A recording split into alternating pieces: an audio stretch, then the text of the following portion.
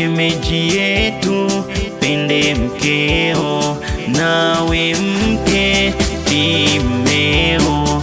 Sijesikiza maneno ya watu, sijesikiza maneno ya wanadamu, sijesikiza maneno ya watu, sijesikiza maneno ya wanadamu. Ukaja vunja ndoa yako, ukaja gombana na mme wako. Shimu mmeo, pende mmeo, anapochoka mbembeleze, anapolia fute machozi. Anapochoka wewe mbembeleze, anapolia fute machozi.